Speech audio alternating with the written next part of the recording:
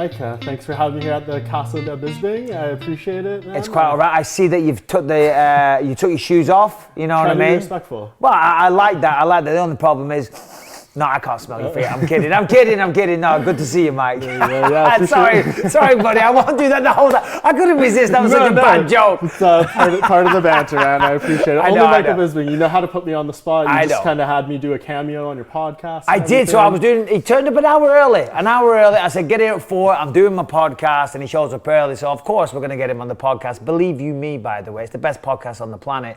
And we thought we'd get you on and bust your balls a little bit. Yeah. All in good fun, my friend. It is. It always is with you. I mean, and you mentioned the podcast is one of the best podcasts out there. Oh, absolutely. But I kind of trends into what I want to talk to you about today. I mean, you are really becoming a big part of like the media landscape. I know you just signed up with BT Sport. You're going to be doing some work there. Of course, you know, you do a great job as an analyst and a commentator for the UFC. Thank you. Just how do you feel about where you are in terms of this transition right now? I mean, I know post-fighting, maybe you didn't know exactly what the future was going to be, maybe some acting, some things like that. But where you are right now, is this kind of where you thought you would be or what you were hoping to do? Yeah, I mean, in a perfect world, yes. So it's funny, I was actually talking to my wife about this in bed the other night because things are going very, very well. Mm-hmm. And, you know, I'm not alone in this. As fighters, I think we all kind of worry about what we're going to do afterwards. Of course, you got guys like Conor McGregor, whatever. Mm-hmm. They're different. They don't, you know, he can sit on his ass for the rest of his life. But most people, post-athletic career, you know, you're thinking, what am I going to do?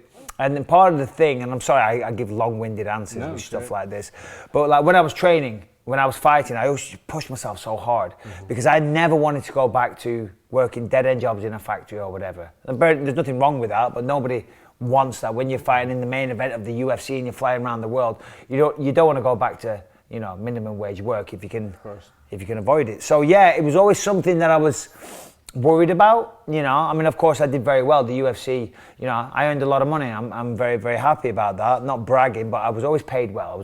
My compensation was always very good. Mm-hmm. So I've got some money put away, but still I want to work. Number one, I want to work because I don't want to be sitting on my ass all the time. And secondly, you know, I haven't got enough to sit on my ass for the rest of my life. So, yeah.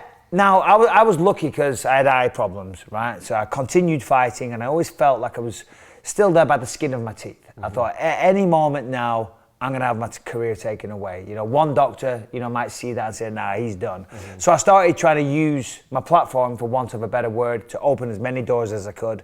Obviously started working at Fox Sports a lot, I working on UFC Tonight, and just developed a knack for it, you know. The more you do anything in life, you get better. You know, the more reps, you get better. I remember at Fox Sports, I remember them saying, Mike, we love the energy and we think we like what you're saying, but we can't really understand you too well because you talk so fast and like the accent and stuff. So that's why, you know, I worked hard on slowing down how I talk and then over pronouncing words, which is why the English now give me shit because they think I've got an American accent. I don't have an American accent, but I just want to be understood. And then, you know, bits of acting work here and there. And then I started the commentating, and just today it was announced I started working for BT Sport. So yeah, I mean, yeah, things are going very, very well. Yeah, I'm very fortunate so far. Yeah, you're taking all our media jobs. Right? It's all good. Hopefully. Yeah, I mean, you're doing a great job. And I want to talk about the commentary in particular. I mean, the transition to doing that, you were, of course, on the Contender Series to start. Then you're getting more and more cards. What has been the most difficult part of that for you, would you say? Well, I mean, I'll tell you a story right now. It just happened Saturday night. Mm-hmm. And this isn't one of the most difficult things, but it is a challenge. Obviously, as a fighter and a former fighter, you know, you've got history with other fighters on the card. Yep. Saturday night, Derek Brunson was walking out, and it's our job as a commentator to give the history of that opponent, wins, losses, strengths, weaknesses, things like that.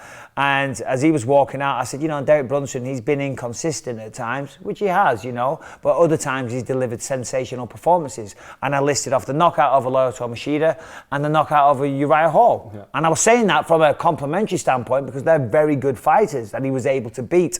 I get home and it was like 1 o'clock in the morning and I crack a quick cold one, you know, just have a little nightcap before I go to sleep, and I just look at Twitter and there's Uriah Hall. Yeah. He didn't knock me out, Bisping, you dick. Right, and I went to Wikipedia to double check, and he did get knocked out in round 1. Okay, it was a TKO, but still, the KO in TKO stands for knockout. Yeah. And the point I'm bringing this up is I wasn't saying that to throw kind of shade at Uriah Hall. I wasn't. I was focusing on Derek Brunson at the moment. So that is one of the challenges. Yeah. Anyway, the research.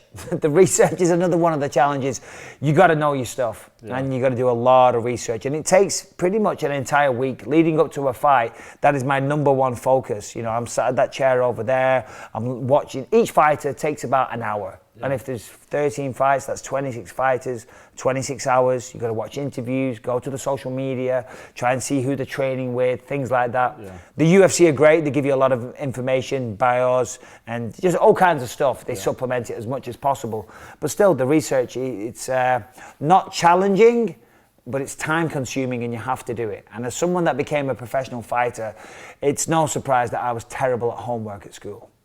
Yeah, I mean, if I could be honest, like when I had heard really good things about you doing Contender Series and stuff, it seemed like, you know, if Bisping's going to do this full time, maybe that was one of the concerns. Like, is he willing to put in the hours to do all this research? Was there something that maybe made that process easier, or you thought in your mind, like, I'm willing to 100% commit to this and do everything I need to do to be my best in this role? Yeah, well, the thing is, a lot of people say to me all the time, do you miss fighting? And the honest answer is no, I don't. I mean, of course, now and again, you know, and the money, of course, was always nice.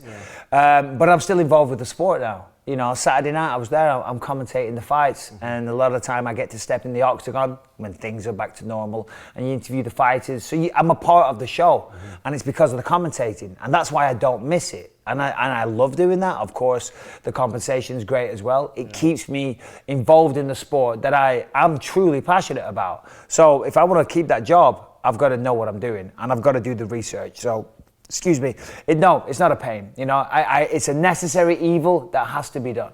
Yep. Can't say I enjoy it. Yeah, no, fair enough. I mean, I'm sure it's very. No, I do enjoy it, but like sometimes it's like hours and after hours, and you're watching fights and you've already seen, you know the result, but you're looking for nuances that the fighter does or certain setups that he might use. You know, it's laborsome, but it's a necessary evil. What about like the kind of actual like behind the scenes aspect of it, like working with a certain broadcast partner and making sure you get a good flow and you're not talking over each other and little things like that? Has that been a little challenging to figure out, or do you think that, I mean, we know you're very good at this talking and stuff like that. Yeah, it has been challenging, I guess, because I do, you know, and sometimes I was doing that a little bit at the start, so you just got to know when to shut up a little bit. And that is part of the beauty. I mean, fortunately at the UFC, we have tremendous producers, you know, a really, really strong team that are just as passionate about their product as what the fighters are for their art, you know. So they give us tremendous amounts of support. But you know, but it's a great set of guys, so everyone gets on really well. You know, we have a lot of banter, we have a good laugh. No, I enjoy it. I love it. You know, that's why. No, I have one of the best jobs on the planet, do you know what I mean, in terms of commentary, because it's fucking awesome. I love it. Yeah, man, absolutely. And to go back to the you know, Uriah Hall, Derek Brunson kind of thing, is that something maybe you weren't fully aware of going in there, like knowing how maybe, I want to call fighters sensitive, but when they're listening to you, things can get on their nerves, they can get frustrated with this, that, and the other thing. As a fighter, did you ever have that issue when you'd like maybe hear Mike Goldberg or Joe Rogan calling your fight, and now you're in that shoe? 100%, and I totally sympathize with Rogan and Goldberg because I'm getting it now. And I remember when I was fighting, I forget which fight it was, and I was in the locker room, and we have a TV on the wall in the locker room, and it was the pre-fight show, and the pre-fight show, they give predictions, and I forget who it was because I know you're going to ask, but they predicted for me to lose. And in my mind, and it's ridiculous, the guys are just, you know, they're giving their opinion. They don't mean any malice or nasty intentions, but I remember thinking, fuck that guy. Fuck that. When I see that guy, I'm going to have a word with him. But it's stupid, you know. But like Saturday night, we saw Kevin Holland. Kevin Holland got beaten. And, you know, there was a lot of theatrics and messing around and stuff. And when he watches that back, I hope that he's not offended by anything that I said, you know, because I was a little frustrated watching that fight, but only because he's so talented and he's so good. And I just felt that, you know, I felt there was something missing. So I was trying to get that across to the audience because I got to see it, call it like I see it. I can't sugarcoat it, you know what I mean? I can't And as I say, I wasn't saying it with nasty intentions. I was just saying it from more an advice standpoint. I mean, he doesn't need my advice, but I'm just saying it how I see it. No, and I think that's something I could appreciate about your style so much. You don't leave any stone unturned. Like, you call it how you see it, even if it's very blunt or maybe comes across as harsh or anything like that. Is that something that's just you being you, right? Like, that's just your personality. Yeah, no, absolutely. Yeah, it's just me being me. But I feel I know a fair bit about this sport, you know, and that's another reason why I'm so blessed to have this job, because literally my expert subject is mixed martial arts, and there's nothing else on this planet that will pay me like commentating the UFC. In fact, there's no other fight promotion on the planet that can rival the UFC in boxing or mixed martial arts. So I get to call the fights for the best mixed martial arts or best combat sports production in the world. So that's something I take very seriously. So I'm very happy to have it. And what was your question, sorry? No, just I was more just saying, like, you take a very blunt approach, and you shoot straight from the hip when it comes to your analysis of fighters or what you're calling what you're seeing. And I think people do appreciate that, and I try and inject a little humor here and there, you know, and I think people like that. But also, you got to be careful with that, because it's not a comedy show. Right. You know what I mean? You're not there, and sometimes it's a fine line, because you can't be disrespectful about the fighters. They're in there giving their all, trying to achieve their goals. They're trying to win fights. They've got a very, very difficult job to do. But if there's something that I see that can be a little amusing, it's just dad jokes. It's always terrible dad jokes, and I apologize to anyone that's had to enjoy them. But that's all it is. But no, it's a balancing act. Yeah. Is there anyone you haven't had the chance to work with yet that you'd like to? Joe Rogan. Yeah. I haven't worked with Joe Rogan yet. I would love to. Of course, Joe is he's the OG, or the godfather, if you will, of UFC commentators, you know. And I remember the first time I commentated, it was Fortaleza, Brazil, January 2019. And Joe actually sent me a really nice text message afterwards. He said, "Mike, really love what you're doing. Some really, really interesting perspective tonight.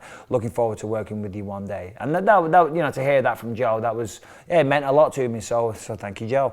But I haven't got to work with him yet. Of course, Joe only does the pay-per-views, and there's a pecking order. You know, it's John Anik, Joe Rogan.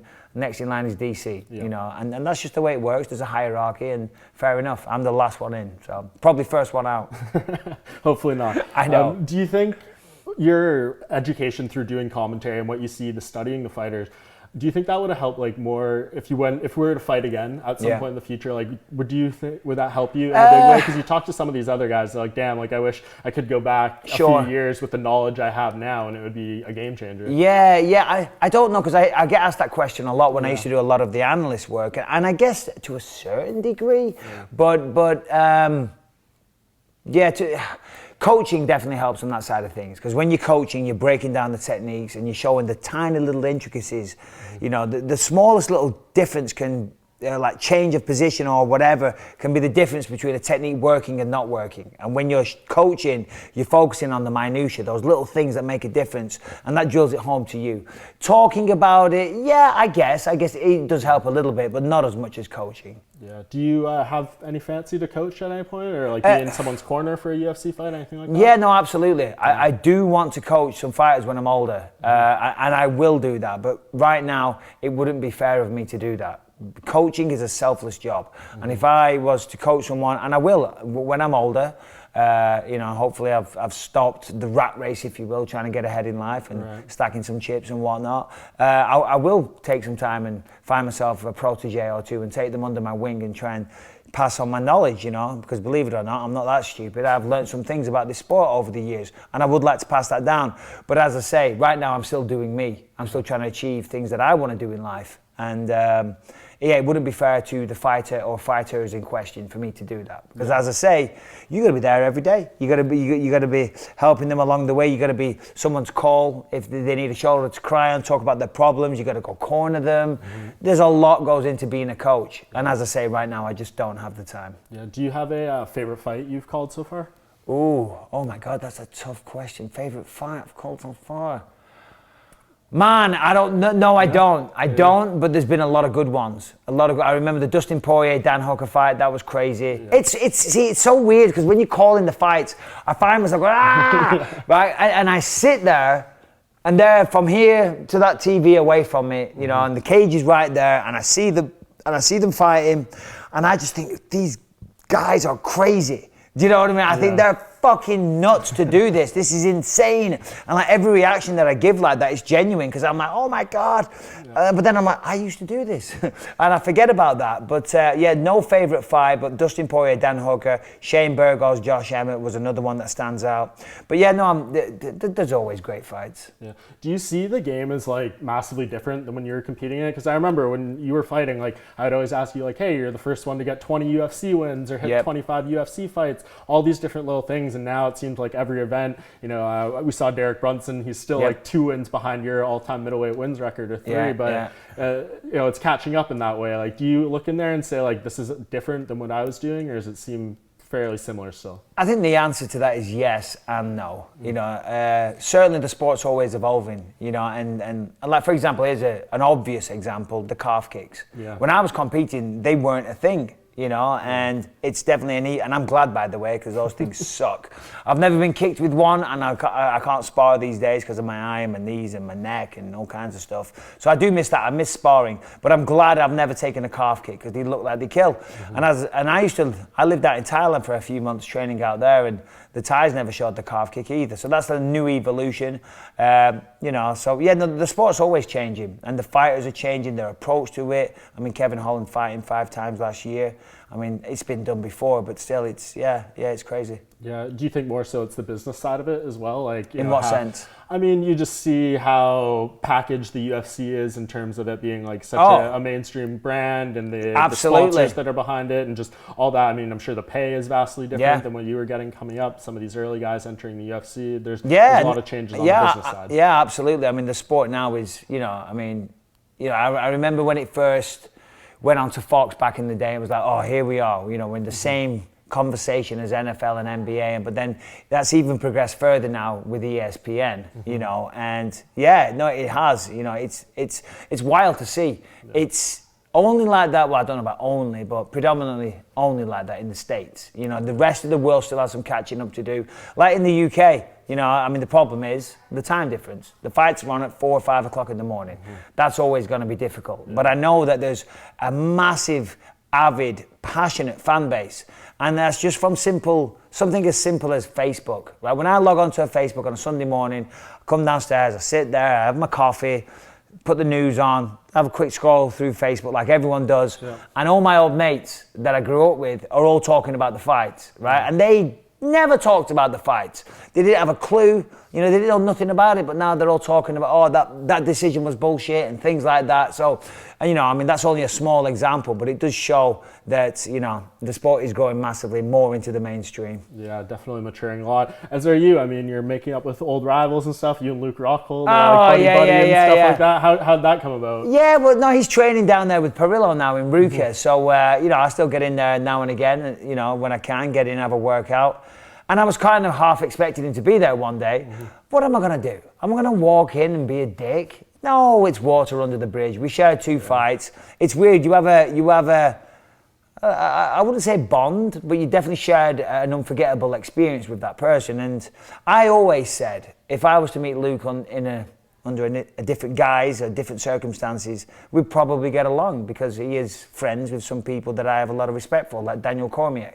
You know, Cormier is a smart guy, he's a good judge of character. If he likes Luke, then I'm sure he can't be that bad. So I walked in, I saw him, and what are you going to do? You're going to talk shit? I just laughed, so we just shook hands quickly, you know, and then I kidnapped his dog and put it on social media, and that was that. Yeah, and a couple last things. We talked about the evolution of the sport and stuff here. It seems like the past couple weeks, 2 big storylines have been the down knees or ground to knees of a grounded opponent and the eye pokes. Yeah. Is there anything, we'll start with the eye pokes. Is there anything we can do to reduce that? Because I was out there for the Leon Edwards Bilal Muhammad card, and it was cage side when that happened. And when Bilal went down, man, the noises he was making, the crying and all that, that was heart wrenching, and it was really scary as well. And we don't want to see that happen to more guys. Sure, no, absolutely. And Saturday night, Mark Smith, the referee, came up to me and he said, just to let me know, so Mike, just a little bit of information. All the referees had a meeting tonight, and we're coming down way harder on fouls. And I think we saw that.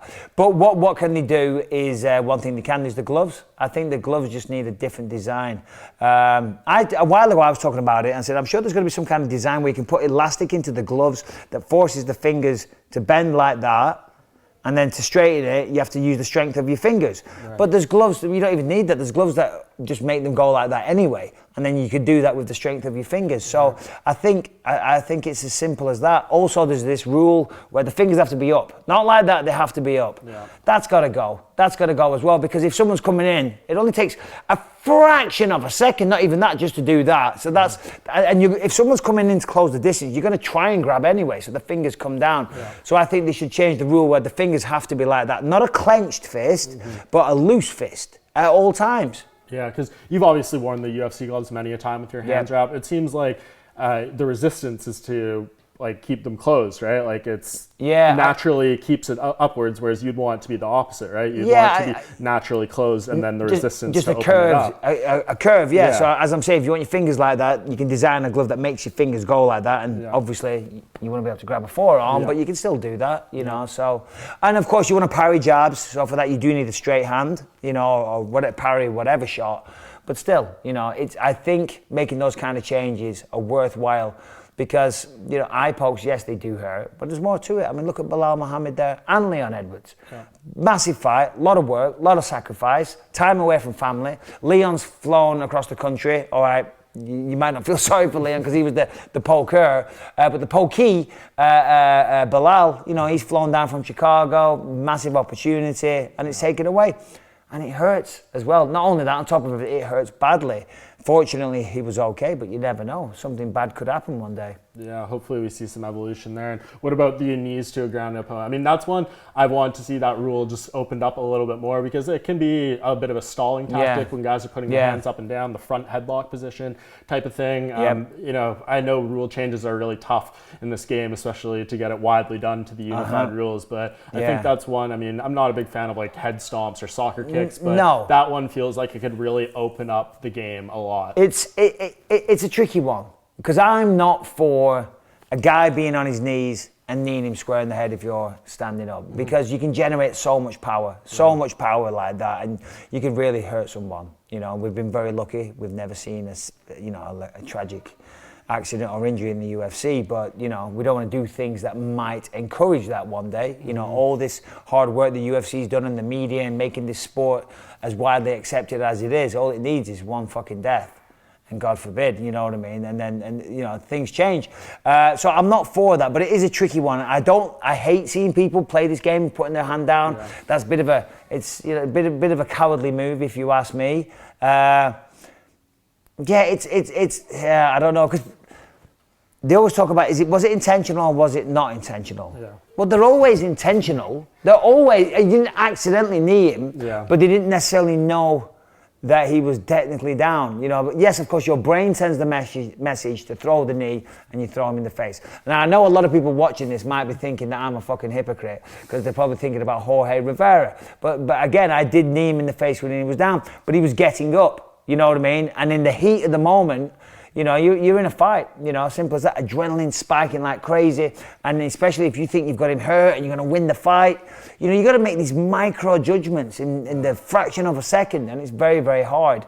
So yeah, I don't think they need to change the rules necessarily, but just tougher penalties, I think. You mentioned the possibility we don't ever want to see someone die or anything like that. What about weight cutting? I mean, that Julia Stoliarenko moment of her falling backwards off the scale twice was a really scary thing. And I know that's something we probably see to a degree behind the scenes. We don't really see that on the scale. Yeah. You know, I mean, I did see that, and it's always worrying. And I remember when I made weight, there was many times I felt like that on the scale. Many times, you know, and it's... that's not the UFC's fault, you know what I mean? It's not their fault. Their fighters are contracted to be a certain weight, however they get to that weight isn't the UFC's, they aren't responsible for that. I just wish, I guess, I mean, there was talk, wasn't there, a while ago that 3 weeks out or something, you had to be within 15% of your weight limit or something like that. I'd like to see that be properly enforced. Even same-day weigh-ins, but again, the problem with same-day weigh-ins is that you're going to have people cutting weight on the day and then getting into the octagon, and that's going to give you, a higher risk of brain damage and brain trauma. So, I just wish everybody would move up a weight class. If everybody moved up a weight class, and they need to bring in a cruiserweight division, in my humble opinion, The UFC have done a very good job of running the organisation without me involved. But in my humble opinion, in boxing, they have the cruiserweight, a 220 weight division, because then all the heavyweights can go up to, light heavyweights can go up to cruiserweight, and then you got your heavyweights after that. Welterweights fight at middleweight, middleweights fight at light heavy, because that's essentially what everyone does. I used to be a light heavyweight, and I just started cutting weight and fighting as a middleweight, you know what I mean? And it's damaging to the fighters. It's damaging to the fight preparation, because a lot of the time the camp becomes an obsession with making weight. It shouldn't be about that. You should be trying to train for your opponent. Your battle isn't against the scale. It is in a certain way, but still you got to fight. You see people get tired because of the extreme weight cuts if they get out the first, second, third round. Not everybody, but some people start slowing down. They can't take punches as well. I know for a fact when I was cutting weight, I couldn't take a shot as well as I could when I was at light heavyweight. So, if everyone just moved up a bit, but still it's not that simple because there's no one to monitor that. But you need to quit being pussies, okay, and fight at your normal fucking weight class. There you go. I mean, I think and by the way, I used to cut weight as well, so I'm joking. Yeah, well, and the issue too, right, is you see these guys, if you add more weight classes as well, like say they moved 170 up to 175 or had it like 180. Imagine someone like yourself, you feel like you've hit the end of the road in terms of getting a title shot. Would it consider your mind like, I could cut 5 more pounds if it would give me a fresh start at this weight class? Yeah, no, absolutely. There's always counters to every argument, So I haven't got all the answers though, but it's tough. It's a tough situation, because I remember in the UK, I never used to cut weight at all, and then I got out here and everyone was going down. I lost to Rashad Evans, highly controversial split decision, some might say, but whatever. And on that day, the team that I was with at the time, knew nothing of mixed martial arts, really. They were all in a Chinese restaurant eating noodles and 7-Up. And Rashad Evans was in a sauna killing himself to make the weight. And after that, I thought, well, I'm not making the sacrifices that I need to be the best I can be. So that's why I moved down to middleweight. So everyone has their reasons for it. So I'm not saying they're right or wrong, but I would like to see some kind of change. I would like to see that perhaps you had to be, 2 weeks out, a week out, but they can just cut weight again. They can do 2 weight cuts. Do you see what I'm saying? Yeah. So it's hard. I haven't got the answers, Mike. No, I don't think anyone does, and I think that's the problem we find ourselves in. I mean, there's, as you said, a counter to every possible solution. Exactly. People are always going to try to cut corners, and you talk to a lot of these fighters as well. They say, if I'm not cutting weight or putting in that, as you kind of alluded to there, I don't feel like I'm properly prepared. Sure, and everyone's looking for an advantage. Right?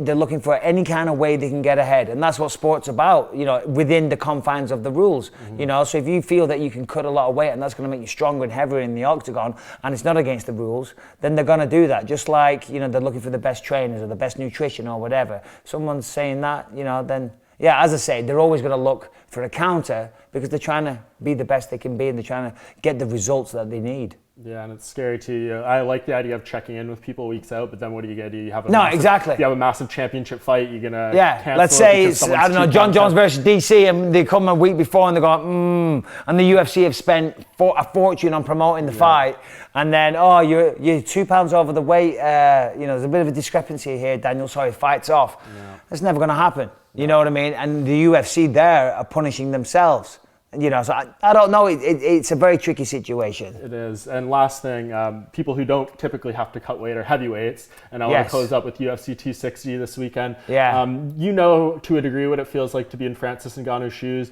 You fought someone, you lost, you rematched, the title's on the line. Of course, the title wasn't on the line in the first Luke Rockhold fight. Sure. But what it's like to try to come back and redeem yourself in a big moment like that. What do you think Francis Ngannou's mindset is like going into this rematch with Stipe? Well, I think it's going to be a very confident one, because when he first fought Stipe the first time, he was still a baby in mixed martial arts, and Ngannou was a victim of his own success because he would go out there, just touch anybody, and they fall asleep. And that's great. That's going to make you very famous. You're going to get a lot of fans. You're going to earn a lot of money. But you're not learning anything. You know what I mean? As a fighter, you learn the most when you've got to fight through adversity. You know, when you find yourself in these positions, maybe even take a couple of losses. Now, of course, in the Stipe one, he did, and I'm sure he did learn a lot from that. But then since that fight, I think it's been 4 fights that he's just absolutely blitzed everybody again. Yeah. And that's awesome for the confidence. You know, it's awesome for the momentum, and it got him the title shot. But is he going to fall back into those same mistakes? Is he still going to go in a little underprepared? Because I know for a fact, when I was training, I'd always be in the best shape I could be. I was like, running down the streets, going crazy, pushing myself to the limit in the gym. But if I had a history of just touching people and then falling asleep, I'm not sure I would have pushed myself quite the same. I don't know, but I never had that kind of power. I mean, Francis is a freak. For Stipe, you know, he's coming into this as an underdog, as the best champion we've ever seen, and already beating Ngannou. So I'm sure there's a little chip on his shoulder about that. He's probably a little annoyed. But so what do you want? You want to pick? If you want to give one. Yeah, okay. I mean, it's crazy to go against the champ, isn't it? He's already beaten him, and he's the best heavyweight on paper that the history UFC has ever seen. Yeah. So I'm leaning towards that, but Ngannou has probably learned a bit more, and now he's training at Extreme Couture now for a while in Las Vegas. He's been doing the wrestling and doing all that kind of thing. I think it comes down to the first round. If Ngannou's going to win, he'll do it in the first round. And I think the longer it goes on, because if you look at Ngannou, the man's gigantic, he's absolutely jacked, and all those muscles look awesome, and he's going to be a massive movie star in action movies if he wants it after the UFC. But they do tire you out. You know, and Stipe's a big dude, but he's much more naturally. When I say that, I don't mean steroids or nothing. I just mean he's just he's got a bigger frame, and Ngannou has bigger muscles, you know. So Stipe's more adept at going the distance, and I think he'll drag him out into the later rounds and do the same thing. Or Ngannou just flatlines him with the first punch. Yeah, I mean... I kept them both happy there. There are two men you don't want to piss off. There you go. And for Stipe, I think underlooked storyline going into this year. If Stipe wins this fight, he'll probably fight John Jones. Yeah. If he wins that, we could be talking about this guy's not just the heavyweight GOAT, but the MMA GOAT by the end of this year. 100%. Because I think now that Khabib's retired, you know, Jones is pound for pound number one. Okay, you've got all the asterisks and things like that, you know, and that's unfortunate for him, but it's the situation. However, if Jones can come up to heavyweight and become the champion there, then I think that solidifies him. But if Stipe, like you just said, Stipe can beat Ngannou and then beat John Jones, yeah, there's a very, very good argument for Stipe being the greatest mixed martial artist of all time. And one hell of a guy as well. I mean, come on, who doesn't love Stipe? What a guy. Guy's he's saving cats in his spare time. You know what I mean? Yeah. Well, appreciate you doing this, Mike. I don't think we've done like an extensive sit down like this. No, is that it? This is extensive? Well, I was going to say, the last time we did something like this was in Toronto. Yes. When you were out there filming the Triple X movie, I believe. And I had asked you if you thought either Weidman or Rockhold would pull out of the fight at UFC 199. Did you really? And we were about 19 days out, and you were like, nah, those guys, like, I'm not training too hard. I'm not too worried about it. I wasn't. And then about 2 days later, Chris Weidman gets hurt. I do remember that. Yeah. Okay. Yeah, I was running most mornings. That's all I was doing. And then I hit some pads with George St. Pierre's pad man, Jorge Blanco, shout out Jorge. Yeah, every morning, just because obviously you want to look good on camera. Yeah. I'd go for a little run, but still running around Toronto, great city by the way, is not conducive to getting ready for a world title fight, but still, it worked out. Yeah, it was the perfect prep for you, and you got it done. It was. Awesome. Well, appreciate you doing this. Thanks for having me over. Anytime, Mike. Come on. Let's get the barbecue going. Let's do it. Thank you.